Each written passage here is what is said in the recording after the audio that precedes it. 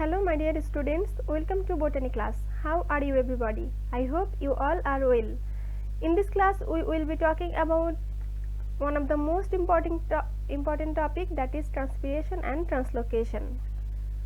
Now let's first understand what did you mean by the word transpiration. Transpiration is a physiological process of plants. We learned from the earlier lesson that water is essential for different physiological work of plants. For that, plants absorb a large amount of water from the soil through root hairs. Plants use a portion of this water in different metabolic activities, and the rest of it goes out in the form of water vapor to the atmosphere.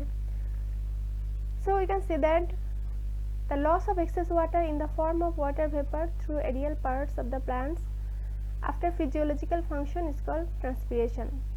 Here the aerial means the small opening of the plant part through which water is released. Here in the figure, plants absorb water from the soil through their root hairs, and this absorbed water translocated upwards through xylem vessel, and plant use a small portion of this water in different physiological activities, and rest portion of water released to the environment as water vapor. So this is the transpiration process. There are three types of transpiration based on the place or organ of the plants through which water is lost. These are cuticular transpiration, lenticular transpiration, and stomatal transpiration.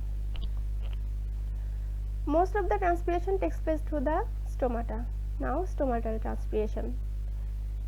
In the leaf there is minute opening surrounded by two guard cells. It is called stomata. That means stomata is a small pore which is found on the upper layer and lower layer of leaves. So stomatal transpiration is the elimination of water vapor through the stomata is called stomatal transpiration. Everybody see the figure. In the figure, a small pore, this one is a small pore surrounding by two guard cells. Guard cells are special types of cell. These cells are generally semicircular or kidney shaped in structure. It contains dense cytoplasm, large nucleus, and many chloroplasts. The opening and closing of stomata controlled by the guard cell. When guard cell absorb water, stomata open up, and when water released from the guard cell through transpiration process, guard cell become closed. A large number of stomata in the leaves present in the leaves. Depending on the species, 1000 to 60,000 stomata may be present per square centimeter in the leaves. Generally, the stomata remains open in daytime and close at night. In most of the plants, stomata remain fully open at 10 to 11 a.m. in the morning and 2 to 3 p.m. in the evening, and partially open in other times of the day. About 90 to 95% transpiration occurs in the plants through stomata. Stomatal transpiration occurs only in daytime because stomata opens in presence of sunlight. Now second one is lenticular transpiration.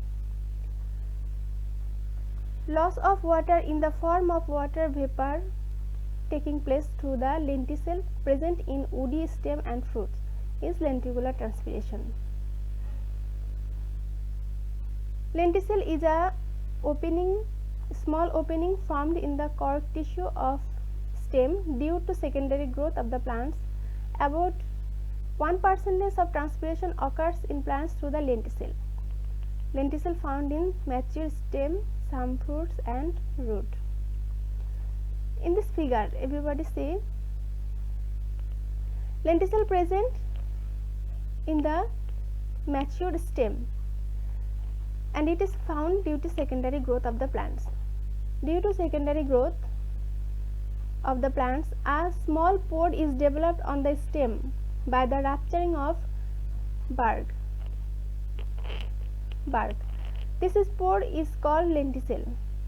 For the secondary growth, many complementary cells are aggregate around the lenticel, and these cells around this spore loosely fitted and make a pod. This pod is called lenticel. Through this lenticel, a small amount of water is released. About only 1% of transpiration takes place through the lenticel. Now third one is cuticular transpiration. When cutin is a wax-like substance, is deposited as a layer on the outer surface of the leaf is called cuticle, and the transpiration occurs through this cuticle is called cuticular transpiration. In this figure, the upper layer of the leaves, there is a thick layer. This thick layer made up of cutin, and cutin is a wax-like substance. Through this cutin, small amount of water is released, and about 5 to 10% of transpiration occurs in plants through the cuticle, and this process is carried out all the time. Now let's see the transportation of water and mineral salt. We have already known that plants absorb water and mineral salts from the soil through root hair of the root. This water and solution of mineral salt must reach the leaves because leaves mainly use as raw materials for the manufacturing of food during photosynthesis. Again, the leaves send manufactured food to stem and branches. Transportation of water and mineral salt in plants is called translocation in plants.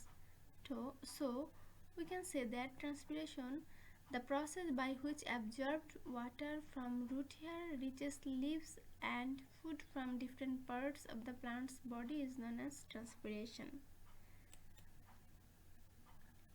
All scientists agree with the necessity of translocation of water and mineral substance in plants. Now, the matter of considered is that the water and minerals substance that are to be used must be taken to the place where the reaction will occur. That is why transportation of water and mineral salt is very important.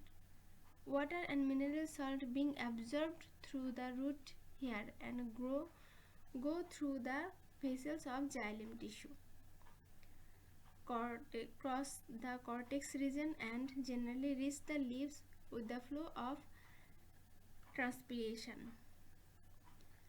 You know that the xylem tissue and phloem tissue helps to transport food materials and water materials. That is why vascular tissue is called transporting tissue, because vascular tissue consists of xylem tissue and phloem tissue. Xylem tissue helps to transport water and mineral salt from root up to other parts of the plants, while phloem tissue transport food materials and amino acid from leaf to different parts of the plant's body.